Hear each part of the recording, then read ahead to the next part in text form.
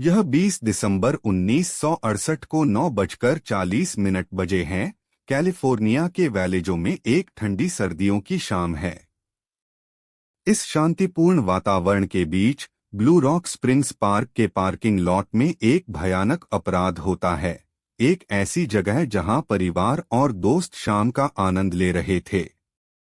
Siren हवा में गूंजते हैं क्योंकि एक आतंकित महिला एक समूह के किशोरों की ओर भागती है। वे पहले थे जिन्होंने उसे देखा और उनकी चीखें इस पल को उनकी स्मृति में हमेशा के लिए उकेर देंगी। जैसे ही वे आतंक से देखते हैं, महिला जमीन पर गिर जाती है, अपने पेट को दर्द से पकड़ती है। उनके सामने का दृश्य कुछ भी नहीं था, लेकिन अराजकता, एक पार्क लैंप का अजीब सा चमकना जो जमीन पर लंबी छाया डाल रहा था। कार के हेडलाइट्स ने अस्थायी रूप से क्षेत्र में रोशनी डाली, फिर बुझ गए, दृश्य को फिर से अंधकार में डाल दिया। घबराहट शुरू हो गई क्योंकि दर्शकों ने स्थिति को समझने के लिए संघर्ष किया, अनिश्चित होकर कि क्या हो रहा था। हवा भ्रम, डर और अनिश्चितता से भरी हुई थी। हर आवाज बढ़ी हुई लग रही थी, सायरन की चीख से लेकर पैरों के नीचे पत्तियों की सरसराहट तक। महिला डार्लिन फेरिन जमीन पर लेटी हुई थी, उसकी आंखें दूर की ओर ताक रही थीं। उसकी त्वचा मृत्यु की तरह पीली थी, उसकी सांसें उथली और कठिन थीं। वह एक पीले रंग की टी शर्ट और नीली जीन्स में थी, उसके पैर नंगे और उजागर थे। जैसे ही वह अपने पेट को पकड़ती थी, उसके चारों ओर एक रक्त का पूल बनने लगा। दर्शक आतंक से जमे हुए थे, अनिश्चित होकर कि आगे क्या करना है। गवाहों को एक कार की आवाज सुनाई देती है जो दृश्य से तेजी से दूर जा रही है, इसके टायर चीखते हुए जैसे ही यह रात में गायब हो जाती है। उन्होंने एक आकृति को पीछे की सीट पर कूदते हुए देखा, लेकिन उनके विवरण असंगत थे। कुछ ने दावा किया कि यह एक लंबा, काले बालों वाला आदमी था, जबकि अन्य ने सोचा कि यह एक सुनहरे बालों वाली महिला थी। चाहे वे कितनी भी कोशिश करें, वे अपराधी की कोई विशिष्ट विशेषता याद नहीं कर सके।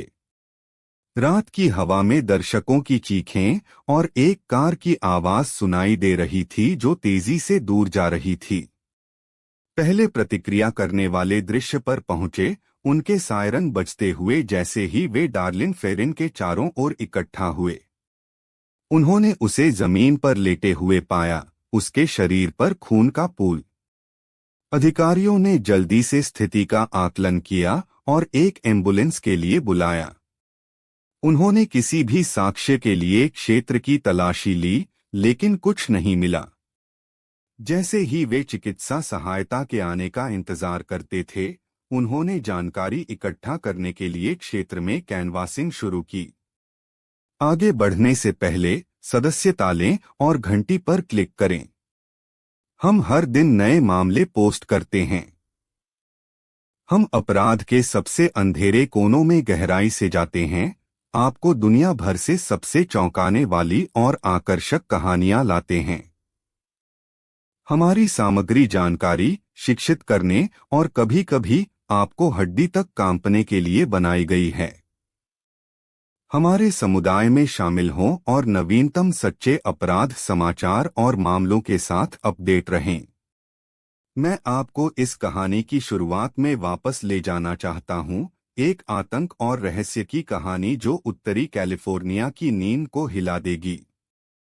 यह 1960 के दशक के अंत में है। देश एक सामाजिक और सांस्कृतिक क्रांति के बीच में है।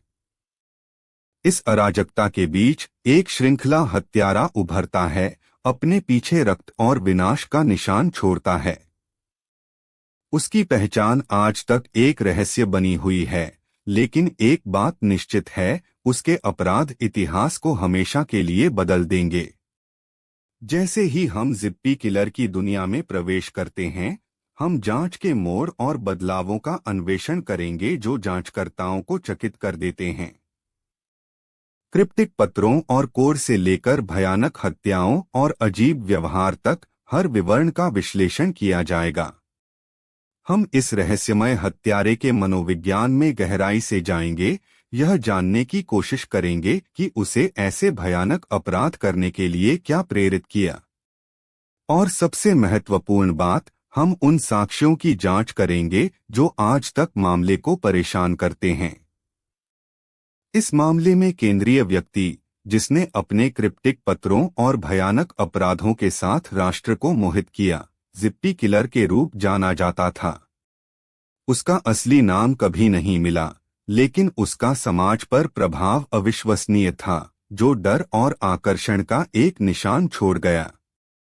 वह उत्तरी कैलिफोर्निया में रहता था।